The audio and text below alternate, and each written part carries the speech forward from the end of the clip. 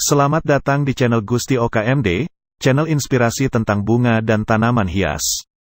Pada video kali ini saya akan membagikan informasi tentang penyebab kegagalan dalam melakukan sambung pucuk atau sambung sisip bougainville.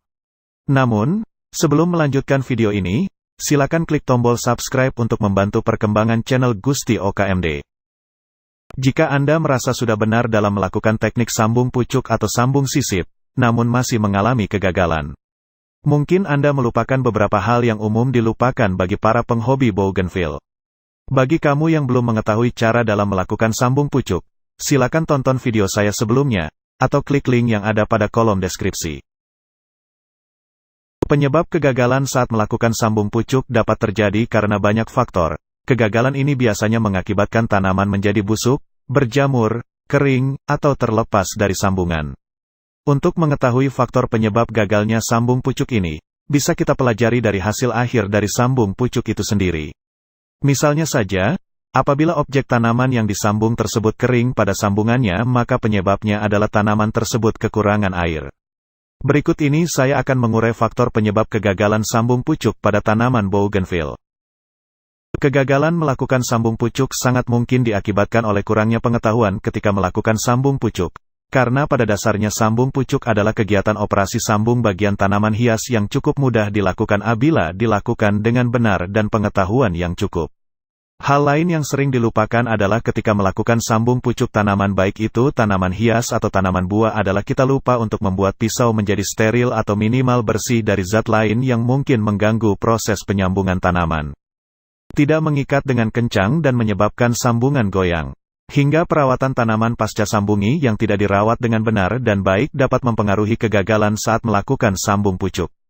Yang penting saat melakukan perawatan ketika baru selesai disambung pucuk adalah memastikan tanaman diletakkan di tempat yang aman, tidak panas, melainkan sejuk dan mendapat air yang cukup, karena saat mengsambung pucuk tanaman batang bawah harus memproduksi cukup cairan dan getah untuk terhubung dengan batang sambungan baru yang kita sambung pucuk.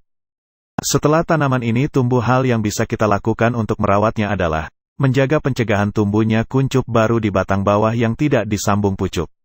Hal itu akan menghambat pertumbuhan bagian yang disambung. Jika Anda menyambung tanaman bunga yang diinginkan untuk tumbuh banyak bagian bunga, maka yang bisa Anda lakukan adalah merawat terlebih dulu bagian yang sedang disambung pucuk dan melakukan penundaan pertumbuhan bagian lain yang tidak disambung pucuk. Yang saya maksud adalah bunga seperti bunga kertas dan anting putri. Penyebab lain gagalnya sambung pucuk yang sering terjadi oleh pemula adalah pemilihan usia batang bawah dan batang sambungan yang tidak tepat. Misalnya saja, terlalu tua dan terlalu muda. Batang yang terlalu tua akan memiliki pertumbuhan yang lambat dan produksi getah yang semakin berkurang. Sedangkan batang yang terlalu muda akan menyebabkan kesulitan ketika melakukan proses penyambungan atau penempelan karena terlalu rapuh dan mudah patah. Selain itu, ketimpangan ukuran yang disambung juga sangat mempengaruhi. Misalnya saja batang bawah terlalu kecil, hal ini akan menyebabkan penyambungan yang sempurna.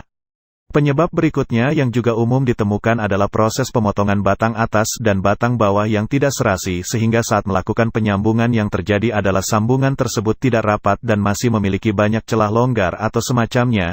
Ini akan menyebabkan proses perekatan tanaman menjadi terganggu dan mengakibatkan kegagalan. Untuk mengatasi kegagalan saat melakukan sambung pucuk, ada beberapa tips untuk Anda agar bisa memperbaiki proses sambung pucuk berikutnya, yaitu: pertama, usahakan untuk memilih batang yang tepat, tidak terlalu tua dan tidak terlalu muda. Kedua, pastikan pohon yang Anda sambung pucuk merupakan dari golongan jenis yang sama. Ketiga, lakukan sambung pucuk dengan cepat karena terlalu lama menyambungkan bagian pohon akan menyebabkan batang menjadi kering dan sulit tersambung. Keempat, potong bagian yang akan ditempel dengan serasi.